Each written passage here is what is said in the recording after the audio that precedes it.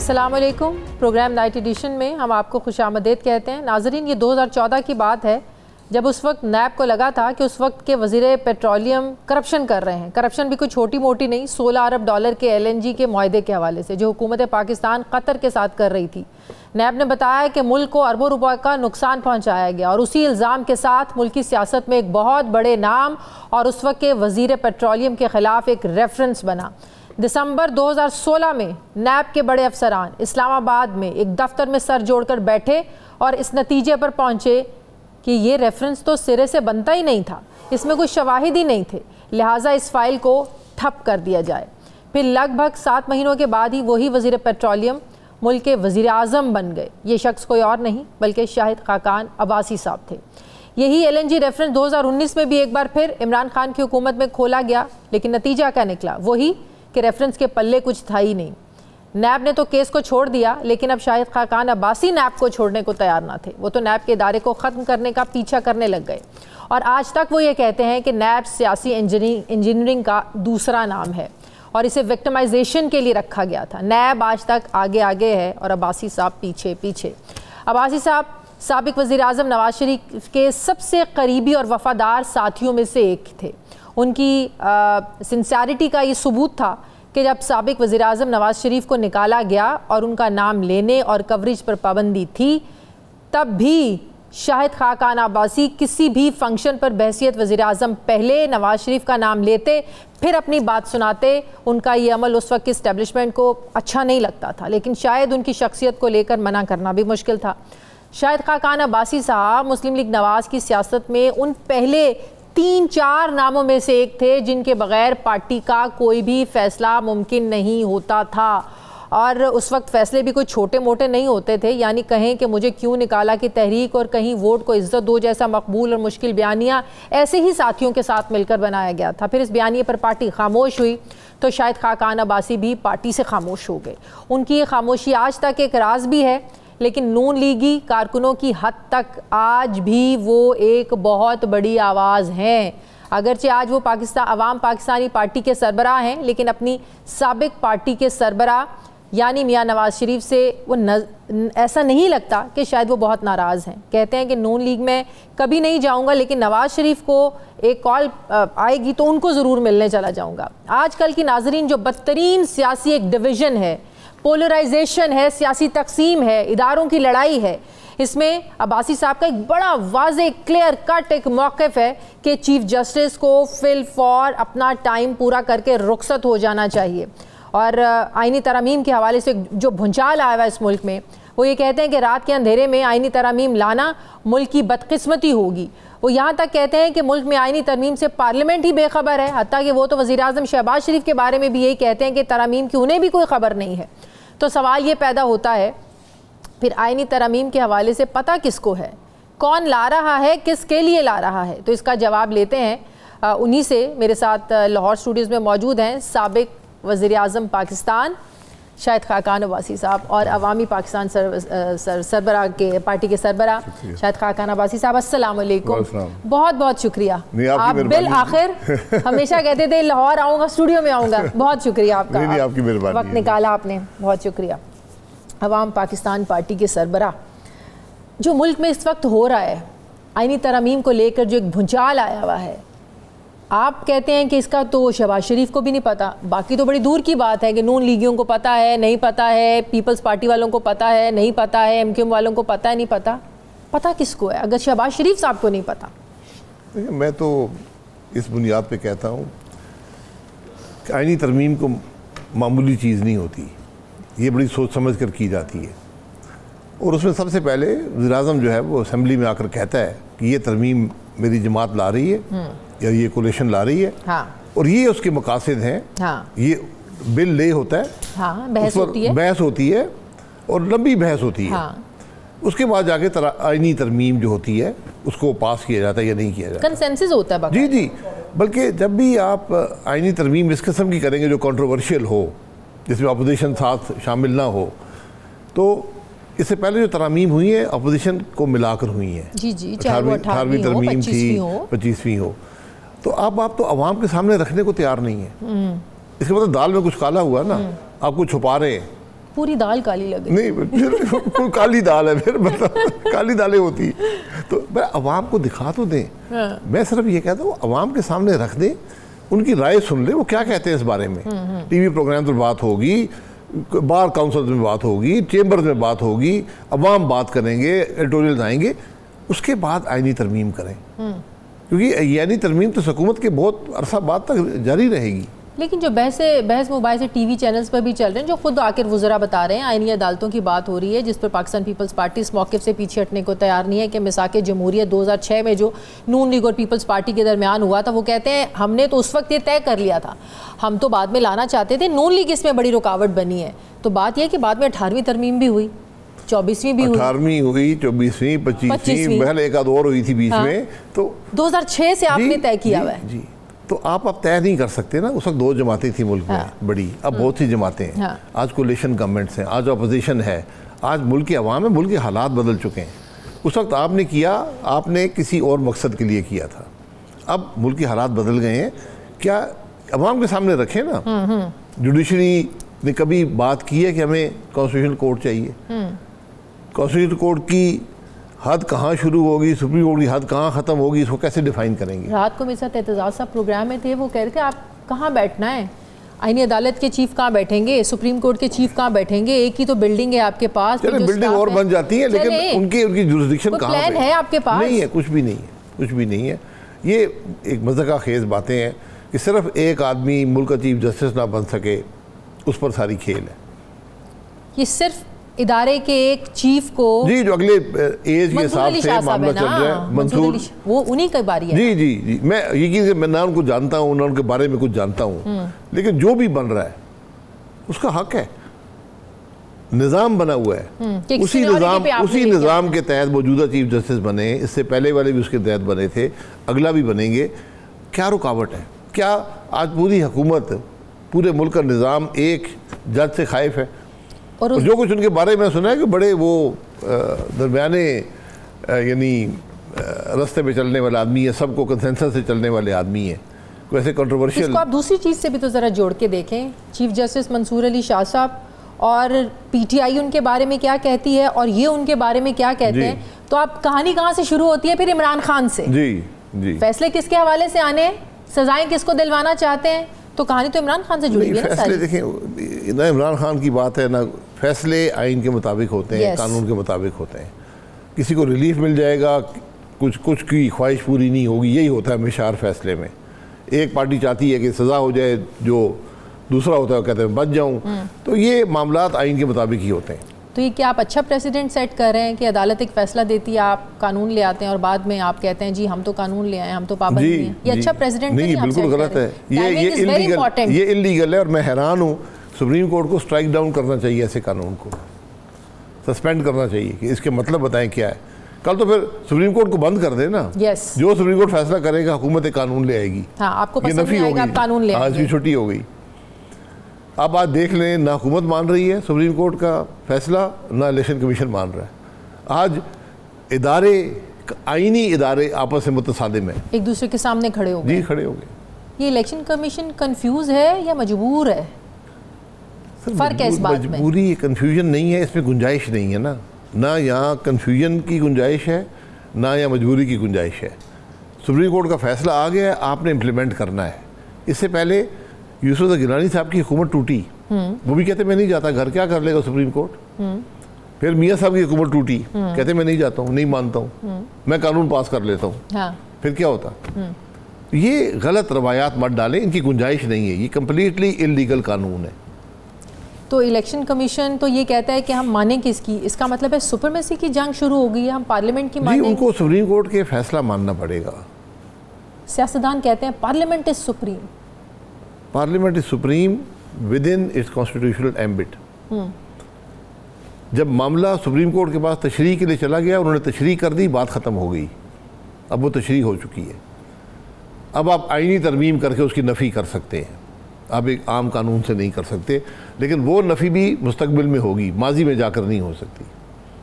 जो supreme court ने तशरीह की है, उस वक़्त के आइन की तशरीह कर दी है, उसके मुताबिक फ़ैसला हो गया। अगर आपने आइन बदलना है, मुस्तकबिल में उसका इतलाक़ होगा। आप खुद एक पार्टी के सरबराह हैं, तो आप इन मामलात को चैलेंज क्यों नहीं करते, आप क्यों नहीं जाते? नहीं, मैं चैलेंज मैं चैलेंज कहाँ पे करूँ? क्या अदालतों को नज़र नहीं आता कानून क्या बना है? मेरे फैसले की नफ़ी तो नहीं हो रही, उनके फैसले की नफ़ी हो रही है, मुझे उनको बताने की ज़रूरत है। तो जिस तरीके से इख्तलाफी नोट आ रहे हैं, आपको नहीं लगता हमारी तो अदलिया भी पोलराइज्ड हो चुकी है? नहीं, इख्तलाफी नोट तो हक होता है ना, हक है, बिल्कुल ठीक है। जो उसमें एक जो यानी अनप्रेसिडेंटेड बात है, यूनिक बात है कि उस फैसले में बड़ी सख्ती से अटैक किया गया है डिसेंटिंग जजेस पर जी।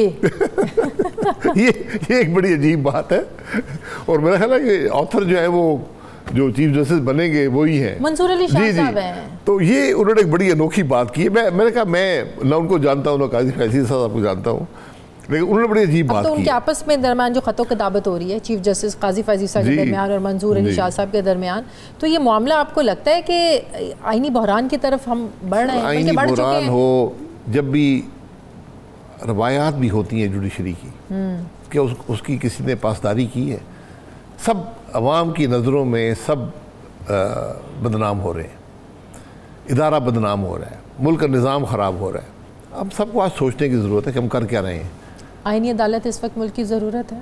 नहीं, आईनी अदालत की मुल्क को कोई ज़रूरत नहीं है। वो कहते हैं 55,000 केसेस यहाँ पे हैं, सेशन कोर्ट में लाखों, हाई कोर्ट्स में लाखों पेंडिंग है, हमें तो ज़रूरत है, हमें तो ये उज़र दे। उसमें से कितने कॉन्स्टिट्यूशनल पिटीशंस हैं, कितनी उसमें से एडमिसिबल हैं? आप बैठे ना, कल कॉन्स्टिट्यूशनल कोर्ट होगा, वो क्या करेगा? वो क्या करेगा? कैसे वहाँ यही मुकदमे जाएंगे ना? यही मुकदमे हैं, तो ये मुकदमे या एक बेंच बना दें, कर दें। ये पिछले साल एक लेजिस्लेशन हुई थी जिसमें कॉन्स्टिट्यूशनल इश्यूज पर कमेटी बननी थी जी। तो सिर्फ ये नहीं है, लोअर कोर्ट्स का क्या होगा, वहाँ पर जो लाखों केसेस पड़े उनका क्या होगा? भाई आप यहाँ पर अगर केसेस हैं तो आप बैठें और केसेस को हल करें। मैं आपको बगैर कुछ जाने या रिकॉर्ड देखे बता सकता हूँ, 1/4 केसेस तो देखने के साथ ही ख़त्म हो जाएंगे, वो एडमिसिबल ही नहीं। बिल्कुल, ये स्टेटिस्टिक्स ये है, 1/4 सिर्फ देखें, फाइल पढ़ें, फारिग, उसके बाद बाकी है उनको देखें। Timing is important. अगर 2006 से आप लोगों ने तय किया हुआ है तो इसका मतलब है वही आप वाली बात, there is something fishy, there is something wrong. नहीं, 2006 के बाद अगर 18 साल बाद आपको याद आ गया कॉन्स्टिट्यूशनल कोर्ट, और उस वक्त डिबेट तो नहीं हुआ था ना, 2 अफराद बैठे, उन्होंने कहा जी हाँ कॉन्स्टिट्यूशनल कोर्ट होना चाहिए। मैं देखूंगा वो मिसाक़ जमहूरियत में लिखा हुआ या नहीं लिखा हुआ, लेकिन चले मान लेते कि उस वक्त बात हुई थी। तो क्या आज मुल्क का क्या कसूर है? 18 साल बाद आपको याद आ गई है। सही। मौलाना साहब तो माने नहीं हैं, उसके बावजूद बिलावल साहब का इतना कॉन्फिडेंट होना कि मौलाना साहब नहीं भी मानेंगे लेकिन आइन तरमीम हम पास करवा लेंगे, इस कॉन्फिडेंस के पीछे कौन है, क्या राज है, कैसे नंबर्स पूरे करेंगे ये लोग? ये कॉन्फिडेंस के पीछे जो मसवदा आया है आइनी तरमीम का, उसके अंदर एक शेक है कि आप फ्लोर क्रॉसिंग कर सकते हैं। वो परसों पटिशन लगी हुई है जी, कि आप फ्लोर क्रॉसिंग कर लेंगे, हाँ। बाद में वो आपका वोट काउंट हो जाएगा, तो कुछ बंदे पकड़ लेंगे दूसरी जमातों के जो वोट नहीं दे रहे। मुश्किल काम नहीं है पाकिस्तान में। तो ये अब क्या, कैसी हमारे मुल्क में ऐसे ही 2/3 की क्या इंपॉर्टेंस रह जाएगी? कुछ भी नहीं है, कुछ भी नहीं है। आप ये बड़े गलत प्रेसिडेंट्स हैं, माजी में भी ये काम होते रहे हैं, उल्टे सीधे हम लोगों को पकड़ा, किसी को डराया धमकाया, इधर ले गए उधर ले गए, वो भी तबाह हो गया, आप भी तबाह हो गए, मुल्क भी नुकसान में चला गया। हमने कुछ सीखा। हम कैसे कहें कि नून लीग ने माजी से कुछ चीज़ सीखा या पाकिस्तान पीपल्स पार्टी ने नहीं सीखा? किसी ने नहीं सीखा। कि सब ना एस्टेब्लिशमेंट सीखी है, ना जुडिशरी सीखी है, ना सियासतदान सीखे हैं। वही गलतियाँ रिपीट कर रहे हैं और ज़्यादा शिद्दत से रिपीट कर रहे हैं, ख़राबी को बढ़ा रहे हैं। तो अल्लाह खैर करे। मियाँ साहब को वाकई नहीं पता होगा आपके ख्याल में, वो तो वोट डालने के लिए गए थे उस दिन, पिछले हफ्ता इतवार, आपको पता ना रात को क्या होता रहा? मियाँ साहब 3 दफ़ा वज़ीर-ए-आज़म रहे हैं, 40 साल से मुल्क की सियासत में हैं, आला तरीन ओहदों पर रहे हैं, इस पार्टी के सदर हैं। आज उनकी जमात कौमी असम्बली में, सेनेट में वोट डाल रही है, वो खुद वोट डाल रहे हैं, तो कानून यकीनन उन्होंने देखा होगा। उनको अपनी राय का इजहार करना चाहिए कि इसके हक में है नहीं। जब वोट डालेंगे तो हक में ही हो जाएंगे। ज़ाहिर अगर वो इस्लामाबाद गए थे वोट डालने के लिए, जी जी जी जी। अगर वकला तहरीक शुरू हो जाती है, 2007 की वकला तहरीक हमें भी याद है, आप लोगों को तो बहुत अच्छे तरीके से याद है। नहीं, मुझे कुछ ज़्यादा याद है। आपको ज़्यादा याद? मैं उसके हक में नहीं था, ना मैं उसका हिस्सा था। क्यों? वो आपके उस वक्त के लिए मैं उस तहरीक की हकीकत जानता था। सब फ्रॉड था। उसको छोड़ो, मैं नहीं कहता हूँ। नहीं पता होना चाहिए ना सर। मैं हमेशा कहता हूँ एक ट्रूथ कमीशन बना दें, आपको बहुत से हकाइक नज़र आ जाएंगे। जिनको हम इस मुल्क में हीरो समझते हैं वो फ्रॉड थे, जो फ्रॉड थे वो शायद हीरो हैं। अजीब से मामलात हैं हमारे, हमने हकीकत को मसख कर दिया, हम तारीख को मसख कर दिया। तो आपकी बातों से ये चीज़ समझ में आ रही है कि वकला को इस्तेमाल किया गया या उस वक्त चौधरी साहब भी इस्तेमाल? उस वक्त एक मकसद था, जनरल मुशर्रफ को साइडलाइन करना, वो मकसद हल हो गया। तो आज अगर वकला तहरीक शुरू करते हैं, वकला अगर इस बुनियाद पे करते हैं कि आइन अवाम के सामने आना चाहिए। देखिए, मैं आप हुकूमत है ना, आप कह रहे हैं मैं ये तरमीम करना चाहती हूँ, हाँ ठीक, आप अवाम के सामने ले आए। मैं सिर्फ ये कहता हूँ अवाम के सामने ले आए, उसको डिफेंड करें, ये आपकी ज़िम्मेदारी है, हुकूमत की ज़िम्मेदारी है। अगर आप रात की तारीकी में पास करेंगे बग़ैर पढ़े, फिर मेरा इख्तलाफ है, फिर वकला को भी इख्तलाफ होगा।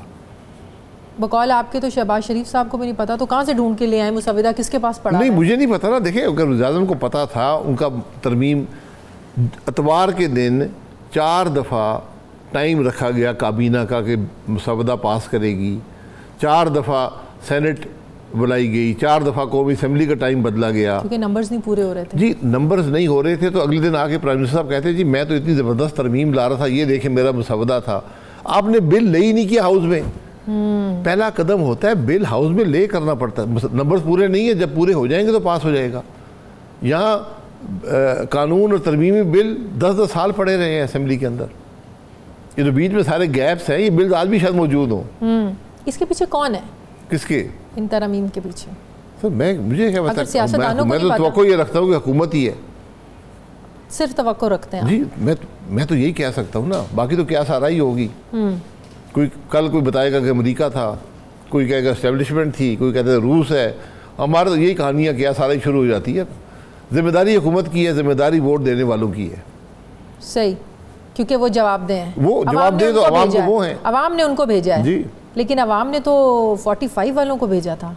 ये भी एक मसला है, अवाम ने भेजा या नहीं भेजा। 5 वालों को भेजा था, ये भी मसला है। ये ज़रा ब्रेक ले लेते हैं, ब्रेक के बाद आकर बात करते हैं कि अगर ये आईनी तरमीम पास हो जाती है तो ये भी फॉर्म 47 वाली आईनी तरमीम होगी, इसकी फिर अहमियत क्या होगी? सर फॉर्म 47 की हो जो भी हो, वो आईनी तरमीम तो हो जाती है ना। जरा वापस आते हैं एक छोटे से वक्फे के बाद।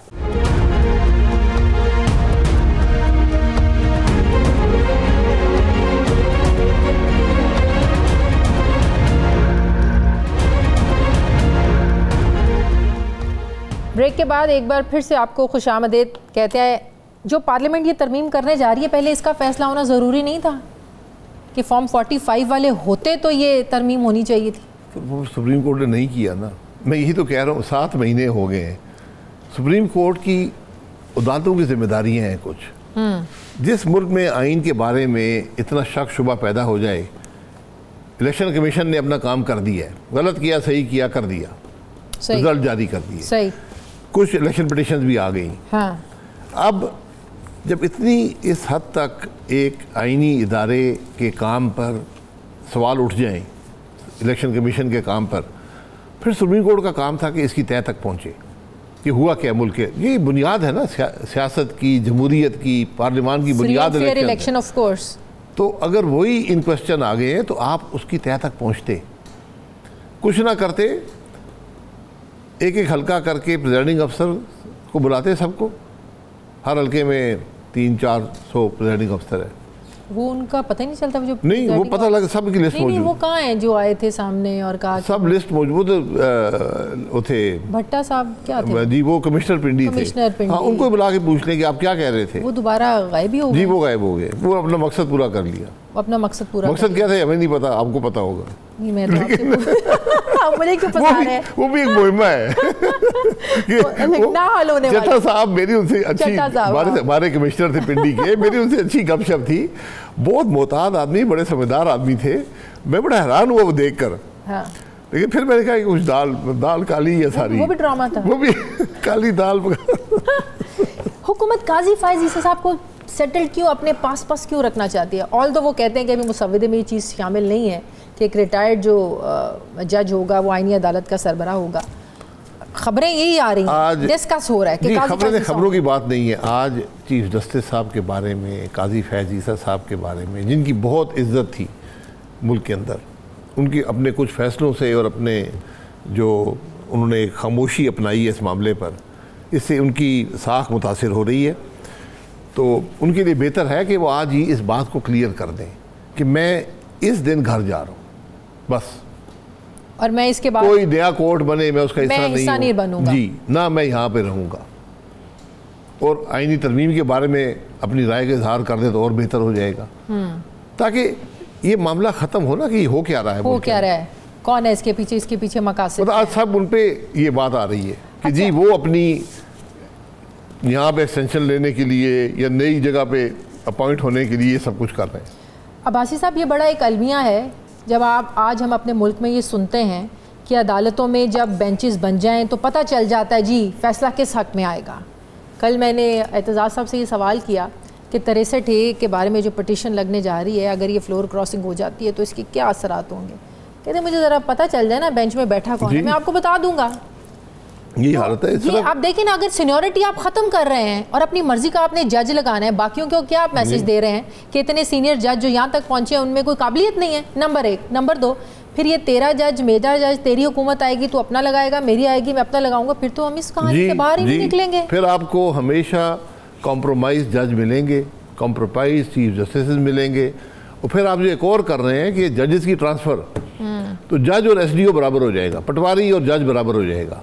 अच्छा, उससे आज नाराज़ हुए उसको भेज दो जी, हमारी मर्जी का फैसला नहीं दे रहा, इसको इस्लामाबाद से उठाया बलूचिस्तान भेज दिया, सिंध भेज दिया, सिंध वाले को बलूचिस्तान भेज दिया, पंजाब भेज दिया। ये सारी ये खेल होती रहेगी। ये लोग ऐसे रिएक्ट क्यों कर रहे हैं कि जैसे सदा इन्होंने बैठे रहना है? हमेशा हर जो ताकत में होता है उसको ये ज़ोम होता है कि मैं मुस्तकिल हूँ, हमेशा के लिए यहाँ मौजूद हूँ। बहुत से आए, बहुत से चले गए। तरमीम हो जाएंगी, तरमीम कर लेंगे जी। यहाँ कौन सा, जब मुल्क में कानून ना हो तो तरमीम हो जाती है। कैसे? जब कानून नहीं है ना, आप 2-4 बंदे ढूंढेंगे, उनको मार पीट करेंगे या लालच देंगे, उनको वो वोट दे देंगे और उनको इस्तिस्ना हासिल हो जाएगी। कल उनको फॉर्म 47 में जिता देंगे फिर से। सिर्फ ये फ्लोर क्रॉसिंग का मसला हल होने की देर है जी, वो भी इसका हिस्सा है, 63 का हिस्सा है, तरमीम का हिस्सा है ना। हाँ, अगर उसकी इजाज़त हो जाती है जी। नहीं, वो तरमीम का हिस्सा है। इस तरमीम के हक में जब वोट देंगे, तरमीम तो पास हो जाएगी तो वो बच जाएंगे। नहीं, आप बनियों ने बंदे कैसे पूरे करने हैं? अभी पूरे होंगे ना, दाड़ के और इस अभी ऐसे ही पूरे होते हैं, ऐसे ही पूरे। मौलाना ना भी माने, आपको लगता है पूरे हो जाएंगे? जी, मौलाना साहब को साइडलाइन कर देंगे। मौलाना साहब तो मतलब मौलाना साहब असूल के साथ खड़े हुए हैं। मौलाना साहब अपने आप को बचा रहे थे। अगर ये सारी तरमीम उनके खाते में पड़ जाती, मौलाना साहब उनके गले में लग जाती कि साहब ये देखें मौलाना साहब ने तरमीम, जिस तरह अभी तक नून लीग भुगत रही है बाजवा साहब की एक्सटेंशन। हाँ, और वो आज ऑन नहीं करते। कौन? नून लीग कहाँ ऑन करती है? बिल्कुल, क्यों नहीं ऑन करते? वोट दिया है। मरियम साहिबा कहती हैं इस गुनाह में हम इस गुनाह में शरीक होना चाहते थे। शरीक थे, कोई ऐसी बात नहीं है। गुनाह वो नहीं था, वो सब ने वोट, मुस्लिम लीग नून वोट ना भी देते गुनाह सरजद हो जाता। मुस्लिम लीग एक वोट भी ना डालती, लेकिन आज सारा पाकिस्तान कहता है कि मुस्लिम लीग नून ने एक्सटेंशन दी है।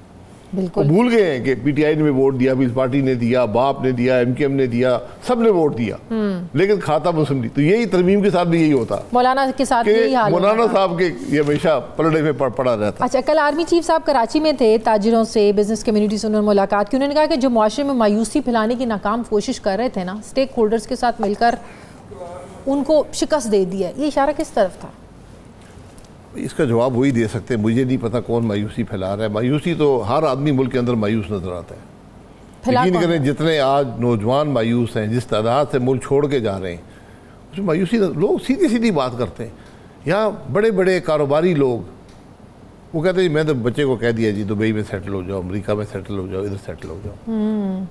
जो लोग कभी कहते हैं हमने कभी सोचा भी नहीं था, तो कहते हैं हम तो मुल्क बड़ी बदनसीबी है आज। अच्छा, सिर्फ आम आदमी नहीं, बड़ा बड़ा बिजनेसमैन जी। तो इस चीज़ को दुरुस्त करने की ज़रूरत है।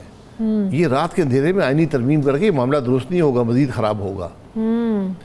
जो मुल्क रात के अंधेरे में तरमीम करते हैं वहाँ इन्वेस्टमेंट नहीं आती। इन्वेस्टर कहता है कि ये तो आइन तरमीम कर लेते हैं बगैर देखे, मेरी यूनिवर्सिटी कानून बदल देंगे, कहेंगे इसकी इन्वेस्टमेंट खा जाओ। हाँ बिल्कुल सही। मैं तो मतलब ये सोचे ना इन बातों को। अच्छा, IMF को क्यों लग रहा है, आपने देखा होगा उनके चीफ का बयान, वो कहते हैं मुल्क स्टेबिलिटी आ रही है, मईशत बेहतर हो रही है, महंगाई कम हो रही है। वो उनको कौन से पैरामीटर्स नजर आ रहे हैं? सर वो अपने पैरामीटर्स देखते हैं। क्या उनके पैरामीटर्स होते हैं? देखिए उनका एक मॉडल है, आपने कंडीशनलिटीज तय की, आपने पूरी की, उन्होंने पैसे रिलीज कर दिए, तो अब वो यही कहेंगे जी कि स्टेबिलिटी उनकी स्टेबिलिटी और हमारी स्टेबिलिटी की डेफिनेशन बड़ा फर्क डिफरेंट है। हाँ। हमारी स्टेबिलिटी है कि मुल्क तरक्की करेगा, हाँ हाँ, नौजवान को रोजगार मिलेगा, ठीक है। उनकी स्टेबिलिटी है कि जनाब हमारे कर्जे किस तरह, इन्होंने जो बातें तय की हैं वापस आएंगे। हाँ। अब हमने मान लिया है तो अब ये स्टेबल हो गए, हमारे कर्जे मिल जाएंगे। हाँ, अवाम उल्टी हो सीधी हो, हमारे कर्जे वापस मिल जाएंगे। अवाम से कोई वास्ता नहीं है, अवाम से वास्ता हुकूमत का होता है, उसने उनके लिए काम करना है। आज जो अफराद ज़र है 9.5%, 9.6 है मेरे ख्याल में, उसमें बड़ा एलिमेंट जो तेल की कीमत $100 से 70 पे आ गई, उसका ये इसका बहुत बड़ा उसका एलिमेंट है। हाँ। लेकिन इसका ये मतलब नहीं कीमतें कम, सिर्फ कीमतों के बढ़ने की शरह में कमी आई है। रुक गया अब जी, और 9.6 हम भूल गए ना, क्योंकि हमने इतना ज़्यादा अफराद ज़र देखा है, जो दुनिया में कमोडिटी साइकिल आया था 40% तक देखा है, तो अब 9 हमें कम लगता है, 9 बहुत ज़्यादा हुआ करता था। कैंसर दिखा के बुखार पे राजी हो ही जाता है। जी जी जी, लेकिन बुखार दूर नहीं हुआ। हाँ, बुखार दूर हाँ, वही बुखार पे राजी तो हो गए ना। बुखार वहीं कायम है। हाँ, कैंसर कायम है। हाँ, बुखार की शिद्दत में कमी आ गई है। हाँ, बुखार की शिद्दत में कमी आ गई है। जिस तरीके से हुकूमत PTI को हैंडल करने की कोशिश करती है, उनके जलसों को, आज देखें जो एहतजाज है क्या हुआ। आपने तो वैसे मैं पूछना भूल गई, आपने तो पिंडी जाना है, पिंडी तो आपका बंद है। नहीं, मैं पिंडी से आया हूँ, बंद था पिंडी रात से बंद है। अच्छा, कल भी बंद है वैसे? जी, वो रात से बंद है। और रास्ते में जो मजे की बात है कि इस्लामाबाद से बाहर जाने के रास्ते भी बंद है। हाँ, बंद है, यानी अंदर आना चले समझ आती है, भी बाहर जाना क्यों बंद होता है? क्यों हुकूमत इतना सर पे क्यों सवार हो गए? PTI के जलसे, PTI का एहतजाज, इस्लामाबाद में क्या हुआ, लाहौर में भी रास्ते बंद थे, जो कहता ना नहीं बंद थे, लाहौर में भी रास्ते बंद थे, और आज उनके ये हुकूमत खुद क्यों इनको पॉपुलर कर रही है? नहीं, वो मैंने कल किसी जर्नलिस्ट ने पूछा था कि जलसा कैसा होगा, मैं कहा जलसा इंशाल्लाह हुकूमत कामयाब करके देगी। हुकूमत पूरी कोशिश कर रही है जलसा कामयाब हो, नहीं ये काम करके। हाँ। भाई जलसा क्या होता है, 5000 आदमी आ जाएगा, 10 आ जाएगा, 20 आ जाएगा, 30 आ जाएगा, वो 2 घंटे बैठेंगे, बातें करेंगे, घर चले जाएंगे। यही सवाल इनसे हम लोग अब यहाँ पे पूरा शहर बंद है, हर आदमी को तकलीफ है। भाई आप ये जो कानून बनाया है आपने जलसे को कंट्रोल करने के लिए, कानून बनाया है 3 से 6 वाला जलसा, 6 से 9 वाला जलसा। अब उसमें उसकी वजह ये बताई गई कि अवाम को तकलीफ होती है। जितनी तकलीफ अवाम को हो रही है, ये फोन बंद करके और रास्ते बंद करके, जी फोन में आप डाउनलोड नहीं कर सकते।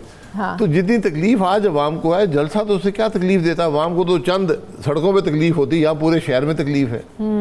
उस दिन मुझे एक बैरून मुल्क रात को एक खाने पे मिले, बैरून मुल्क से आए थे, मुझे कहने लगे कि आपके यहाँ पे पोर्ट कहाँ है इस शहर में, यहाँ पे समुद्री जहाज कहाँ पे आते हैं? मैंने कहा तो कराची आते हैं। वो क्या कंटेनर क्यों सड़कों पे रखे हुए? वो कहते हैं मैं जिधर जाता हूँ कंटेनर रखे हुए। तो कहते हैं तो आज हकीकत ये है कि इस्लामाबाद में ज्यादा कंटेनर है और कराची पोर्ट पे कम है। बाहर से आने वाले बेवकूफ बन जाते हैं।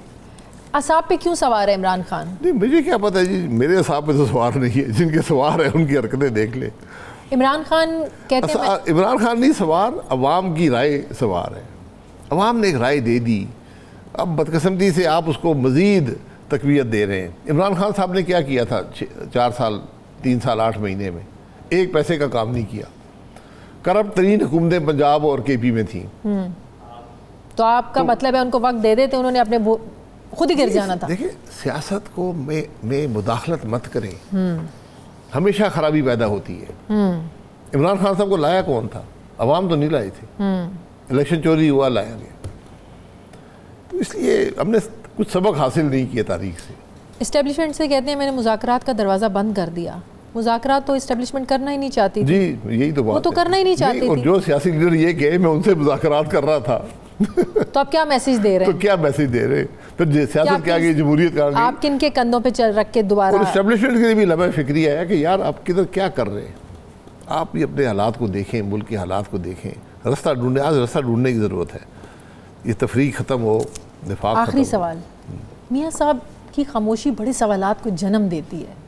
मियाँ साहब जब से वापस आए हैं, इलेक्शंस हुए, वो इतना एक्टिव नज़र नहीं आते हैं, ना आवाम में, ना सियासी उस तरीके से मामलात में, ना पार्लियामेंट में, कहीं नहीं। इसके पीछे क्या वजह आपको लगती है? खामोशी है। देखिए, मियाँ साहब पाकिस्तान की तारीख के सबसे सीनियर तरीन सियासतदान हैं। जो सियासी आदमी होता है ना, वो एक जलसे में अवाम पर एक झलक डालकर उसको समझ आ जाती है हालात क्या हैं। तो मियाँ साहब को अपने पहले जलसे में समझ आ गई थी हालात क्या हैं, जब वो आए थे। तो इसलिए वो समझते हैं आज हालात के हैं। लेकिन अब मजबूरी है, हुकूमतें उनकी मजबूरी थी मियां साहब हुकूमतें नहीं, मजबूरी तो भी है, हुकूमतें उनकी हैं, कायम हैं।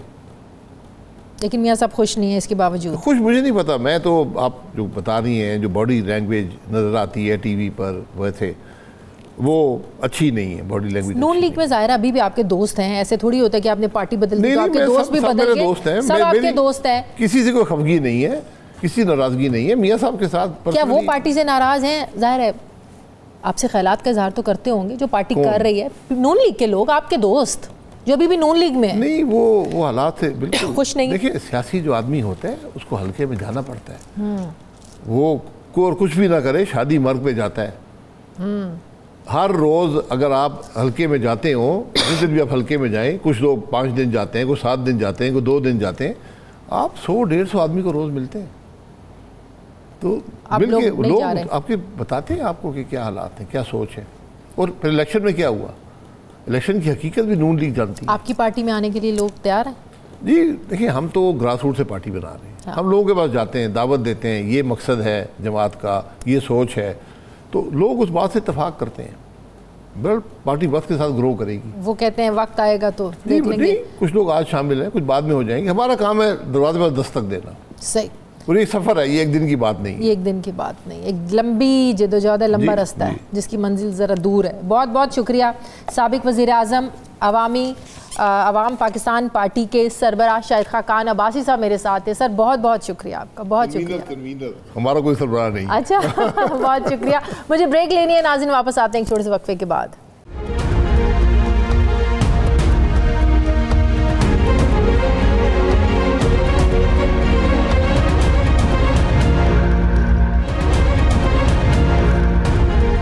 ब्रेक के बाद एक बार फिर से आपको खुशामदीद कहते हैं नाज़रीन। पाकिस्तानी सियासत में पॉलिटिकल पोलराइजेशन इस हद तक बढ़ गई है कि सियासतदान तो सियासतदान, अब इदारे भी आमने सामने आ गए हैं। बड़ी बड़ी शख्सियात, हत्ता के मुल्क के सबसे बड़े मुनसिफ भी एक दूसरे से अब इख्तलाफ कर रहे हैं। लगता है कि इस मुल्क में बड़े छोटे का तस्वुर ख़त्म करके सभी अब बड़े बन गए हैं।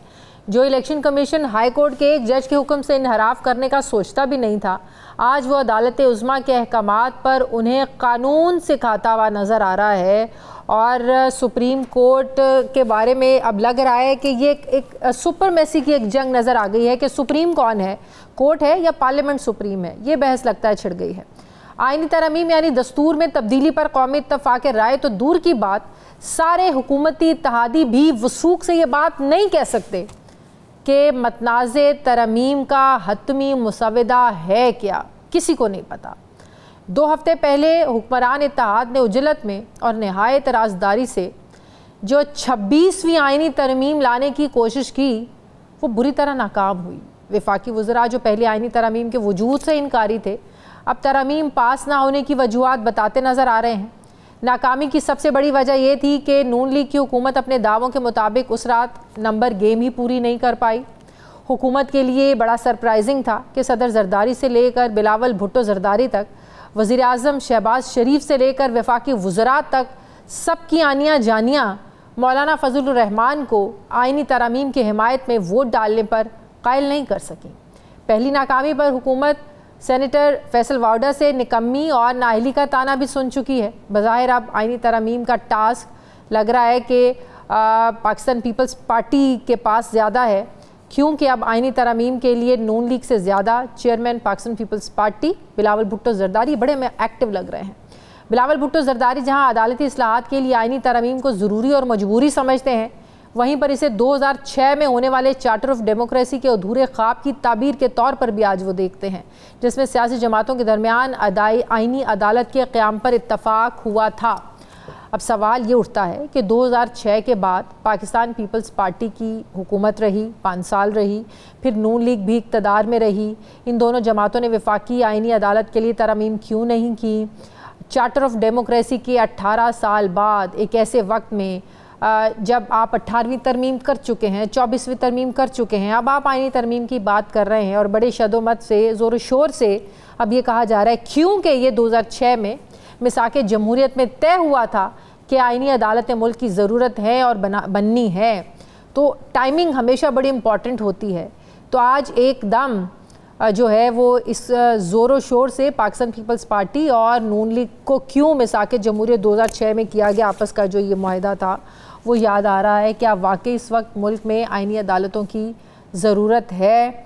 दूसरी तरफ हुकूमत के लिए क्यों तहरीक इंसाफ के जो एहतजाज हैं, इनके जो जलसे हैं वो दर्द सर क्यों बन जाते हैं? क्यों हुकूमत को रास्ते बंद करना पड़ने की ज़रूरत पेश आती है? एक तरफ हुकूमत ये बात करती है कि आवाम को तंग नहीं होना चाहिए, लेकिन जब आप रास्ते बंद करते हैं कंटेनर्स लगा कर जगह जगह पर, तो आवाम तो ऑटोमेटिकली तंग हो जाते हैं। तो पाकिस्तान पीपल्स पार्टी इस बारे में क्या राय रखती है? मुझे ज्वाइन कर रहे हैं पाकिस्तान पीपल्स पार्टी के सीनियर रहनुमा हैं, वज़ीर इत्तलात सिंध हैं, शर्जील मेमन साहब। अस्सलाम वालेकुम, बहुत बहुत शुक्रिया शर्जील साहब। मेरी आवाज़ आ रही है आपको? वालेकुम सलाम जी, आई कैन हियर यू जी। शर्जील मेमन साहब, सबसे पहले तो ये आज जो इवेंट हुआ इस्लामाबाद में एहतजाज का, क्यों लगता ऐसे ही है कि जैसे हुकूमत के सर पर सवार है, तहरीक इंसाफ का कोई जलसा हो, एहतजाज हो? आप देखें पिंडी में रास्ते बंद हैं। अभी खाकान अब्बासी साहब मेरे प्रोग्राम में थे, वो कहते थे कल से रास्ते बंद, रात से रास्ते बंद करना शुरू हो गए। तो मैंने उनसे पूछा आप कैसे जाएंगे? कहते बस बड़ी मुश्किल से, जैसे रात में आया वापस भी चले जाऊँगा। मतलब कि क्या हो जाता है अगर कोई 10,000 इकट्ठे करके बंदा एहतजाज ये तहरीक इंसाफ कर लेती है या जलसा कर लेती है, क्यों हुकूमत इतनी ज़्यादा एक्टिव हो जाती है PTI के जलसों को रोकने के लिए, एहतजाज को रोकने के लिए? वाई? देखिए जी, लेट मी टेल यू एक चीज़ आपको क्लियर बता दूं कि एहतजाज करना, जलसे करना सबका एक बुनियादी हक है और हम समझते हैं कि किसी की जब भी दिल चाहे वो एहतजाज और जलसा कर सकता है। लेकिन एक सवाल ये है कि जी PTI आखिर चाहती क्या है? क्या उस एहतजाज से वो समझते हैं कि उनके लीडर को बाहर आ जाएंगे? क्या उस एहतजाज से वो चाहते हैं कि जी उनके लीडर के सारे केसेस खत्म हो जाएंगे? आज तक पाकिस्तान में कितने लोग एहतजाज के जरिए जेलों से बाहर निकले हैं? कितने लोग जो हैं वो एहतजाजों के जरिए उनके मुकदमे खत्म हुए? ये कभी नहीं होता, ना ही होंगे। और लेकिन अगर उनकी PTI की मंशा ये हो कि जी वो अनारकी फैलाना चाहते हैं, वो कोई इवेंट चाहते हैं, वो कोई एडवेंचर चाहते हैं, जिस एडवेंचर के जरिए मुल्क को मजीद जो है वो गलत राह पे धकेला जाए, जो कि PTI की एक देरीना कोशिश रही है। अभी भी जो PTI जिस तरह से अमल की पॉलिटिक्स कर रही है, जो नफरत की पॉलिटिक्स हो रही है, जो सोशल मीडिया पे गालम गलोच की पॉलिटिक्स हो रही है, रिसेंटली जो है एक हमारे चीफ जस्टिस साहब के लिए एक बिल्कुल एक गलत, एक काबिल मजम्मत किस्म का एक वाकया पेश आया। उसको फिर आपने देखा कि सोशल मीडिया पे जिस तरीके से उसको PTI इस्लामाबाद में जो डोनट शॉप का वाकया, वो उसकी बात करें आप? जी, मैं कह रहा हूँ मतलब जो भी, लेकिन उसको जिस तरह फिर PTI हाईलाइट कर रही है, मतलब मुझे पता है क्या, मतलब किसी को गाली देने से क्या किसी की इज्जत कम हो जाती है? किसी को गाली देने से, किसी को बुरा भला बोलने से क्या उस पर कोई फर्क आ जाता है? लेकिन अगर आप इसको प्रमोट कर रहे हैं कि जी कोई भी बुजुर्ग शख्स हो या कोई भी एक मोतबर आदमी हो, उसको सड़क पे कोई एक आदमी बदतमीजी कर ले, गलत है। इस कल्चर को बिल्कुल प्रमोट नहीं करना चाहिए। इख्तिलाफ राय अपनी जगह, लेकिन गालिब गलौज के अब ये सवाल मैं आपसे पूछ रहा हूँ, कौन प्रमोट कर? अब अगर अब हमें तो नहीं पता कि वहाँ पे डोनट शॉप पे काम करने वाली उसकी एफिलिएशन क्या है। अगर उसकी एफिलिएशन आपको पता तो मैं वो बात नहीं कर रहा। नहीं, मैं उस बात नहीं कर रहा। चले वो भी कोई भी XYZ होगा, उसको छोड़ दें। उसके बाद उसको सोशल मीडिया पे कंट्रोल कर रहा है, आपको नहीं पता? जी, नहीं करना चाहिए। नहीं करना चाहिए ना। मैं कौन कर रहा है? मेरा सवाल आपने पूछा, कौन कर रहा है? सोशल मीडिया पे इस पे ट्रोलिंग पे मेहनत कौन कर रहा है? अब दोनों तरफ से मुकाबला बराबर का जारी है, विच इज रॉन्ग। चाहे वो PTI की तरफ से हो, चाहे वो नून लीग की तरफ से हो। कोई भी करे, two wrong can not make one right thing, मतलब कोई भी गलत कर रहा हो, I am just asking you, आपको पता है ना कौन कर रहा है? पीटीआई कर रही है ना? मुझे ये बताएं कि अगर जिस पॉलिटिकल पार्टी की लीडरशिप की तमीज ही ये हो, उसका एक जो है तर्ज सियासत ही ये हो कि हमें सिर्फ लोगों को कंट्रोलिंग करनी है, लोगों को गालियां देनी है, सड़कों पे किसी की बेइज्जती करनी है, सबको जो है वो बुरा भला बोलना है, तो हम मुल्क को किस तरफ लेके जा रहे हैं? और मैं फिर भी कहता हूँ, मैंने पहले भी कहा था, सऊदी अरब में हुआ वाकया, सऊदी अरब में हमारे पाकिस्तानियों को इस तरह के लिए उकसाया गया, फिर क्या हुआ? 15-15 साल की सजाएं हुई उनको। इमरान खान के तो अपने बच्चों को नहीं सजाएं हुई। इमरान खान के अपने बच्चे तो इस चीज में तो आराम से बैठे हुए लंदन में। अच्छा शर्जील साहब, ये जो आप कह रहे हैं कि अगर वो समझते हैं कि अगर धरने देने से, एहतजाज करने से, जलसे करने से खान साहब बाहर आ जाएंगे, तो वाकई ऐसा ना कभी हुआ है ना ये हो सकता है। तो अगर वो समझते हैं, समझने दें, आपको भी पता है कि एहतजाज करने से, जलसे करने से इमरान खान ने बाहर नहीं आना। मेरा सवाल ये था कि हुकूमत, अगर किसी को नहीं भी पता ना कि यहाँ पर आज पीटीआई का एहतजाज है, वो हुकूमत सबको बता देती है कैसे अपने एक्ट से, जब रास्ते बंद होते हैं, जगह जगह लोगों को मुश्किलात का सामना करना पड़ता है, किसी को नहीं भी पता कि पीटीआई का एहतजाज है, जलसा, उसको भी पता चल जाता है। इस तरह लगता है कि हुकूमत अपने एक्ट से खुद प्रमोट कर रही है पीटीआई के इवेंट्स को। देखिए, मैं आपकी बात से एक हद तक अग्री करूंगा कि हुकूमत कुछ ओवर प्ले कर जाती है, जिससे वो एक चीज जो ऑर्गेनिक भी एक चीज नहीं हो रही होती, उसमें भी थोड़ा बहुत हवा आ जाता है। लेकिन मैं इस नुक्ते पर मैं आपसे अग्री करता हूँ। लेकिन देखिए जी, हुकूमत के ऊपर जिम्मेदारी भी तो है ना, क्योंकि जो प्रीवियस इनका रिकॉर्ड रह चुका है 9 मई वाला, तो 9 मई वाले उस रिकॉर्ड के बाद कौन रिस्क उठाएगा कि जी आप बिल्कुल मादर पेदर आज़ाद छोड़ दें उन लोगों को, जाके किसी के घर में घुस जाएं, किसी के घर में जाके आग लगा दें, किसी की बस को आग लगा दें, किसी की एम्बुलेंस को आग लगा दें, कुछ लोगों को मार दें, तो ऐसा तो हुकूमत नहीं छोड़ सकती ना। क्योंकि आप पहले भी जब हुकूमत ने थोड़ा छोड़ा, थोड़ा बर्दाश्त किया, तो एक आपने आजमा के देख लिया जो उन्होंने 9 मई को किया था। तो अगर हम ये भी नहीं कह सकते कि अगर ये कॉल देते हैं तो हुकूमत सो जाए, हुकूमत चुप कर जाए, हुकूमत सड़कें खोल दे, ताकि ये फिर आके जो इन्होंने तबाही मचानी हो तबाही मचाएं। तो हुकूमत को दोनों तरफ से भी प्रॉब्लम है ना, अगर नहीं करती तो भी अजाब में, करती है तो भी अजाब में। सही। शर्जील मेमन साहब, पिछले कुछ हफ्तों से जो एक आईनी तरमीम को लेकर शोर मचा हुआ है, जिसको बड़ा पाकिस्तान पीपल्स पार्टी भी सपोर्ट कर रही है, इवन के बिलावल साहब तो कहते हैं कि मौलाना साहब नहीं भी माने तो नंबर्स पूरे हो जाएंगे और आईनी तरमीम हो जाएगी। पहला सवाल कि बिलावल साहब के इस कॉन्फिडेंस के पीछे वजह क्या है, और दूसरा ये कि हर दूसरे पार्लियामेंटेरियन से जब हम पूछते हैं कि आईनी तरमीम है क्या, तो यकीन करें यही जवाब होता है कि हमें क्या पता, हमने तो सिर्फ वोट डालना है। कोई मुसवदा ले किया हो, कोई रखा हो, कोई पढ़ा हो तो पता हो ना। जब पता ही नहीं है तो हम आपको कैसे बताएंगे क्या तरमीम होने जा रही हैं। तो इतना खुफिया, इतना राज इसके पीछे क्या है? ये जो खाकान अब्बासी साहब हैं, वो तो यहाँ तक कहते हैं कि शहबाज शरीफ साहब को भी नहीं पता, वो कहते हैं कि बिल्कुल उनको भी नहीं पता। बिलावल साहब ने क्या वाकई रियल जो उसका डॉक्यूमेंट है, मुसवदा है, वो पढ़ा है? पीपल्स पार्टी के लोगों को पता है कि इस मुल्क में होने क्या जा रहा है? देखिए शादिया साहबा, मैं आपको एक बात बताऊं कि पीपल्स पार्टी इस बात की हिमायत इसलिए कर रही है कि ये चार्टर ऑफ डेमोक्रेसी में वाकई इस चीज़ का जिक्र है, और मैं समझता हूँ कि अभी तक नहीं हो सका, वो हम सबकी नाकामी थी कि कंसेंसस नहीं हो सका, नहीं कर सके। एक और बात भी, पीपल्स पार्टी कोई भी पर्सन स्पेसिफिक कोई अमेंडमेंट नहीं चाहती जिससे किसी एक जज साहब को फायदा हो, दूसरे जज साहब को फायदा ना हो। पीपल्स पार्टी बिल्कुल खुले के हम कह सकते हैं, कह भी रही है, चेयरमैन भी कह रहे हैं कि काजी फैसला साहब हो या जस्टिस मंसूर अली शाह साहब हो या कोई तीसरा जज भी आ, हमें किसी से कोई सरोकार नहीं है, हमारी कोई ऐसी कोई प्रॉब्लम नहीं कि जी हम कोई पर्सन स्पेसिफिक कोई कानून साजी करें। लेकिन जो इस वक्त आपने मुल्क के अदालतों का हशर देखा है, मतलब हम अवामी नुमाइंदे क्यों हैं, हम असेंबलीज में क्यों बैठे हुए हैं? अगर हम अपने अवाम का मसला हल ना कर सकें तो फिर हमें असेंबलीज में बैठने की जरूरत नहीं है। जनाब, अवाम को बताएं तो सही, अवाम का हक है ये जानना कि जिन्होंने भेजा है आप उनके लिए क्या करने जा रहे हैं, क्या तरमीम लाने जा रहे हैं। जब तरमीम आती है, कंसेंसस होता है, पार्लियामेंट में आता है, बहस होती है, कई कई दिन बहस चलती है। यहाँ तो ऐसा कुछ नहीं हो रहा। यहाँ पे हमें ये पता है कि जो नवाज शरीफ साहब हैं वो लाहौर से चलते हैं, उन्हें पता है कि सुबह वोटिंग होनी है, लेकिन अगले दिन वो मायूसी में वापस लौटते हैं। क्यों? क्योंकि नंबर्स पूरे नहीं होते हैं। तो हाल तो ये है कि पता ही नहीं है कि उन्हें क्या जा रहा है।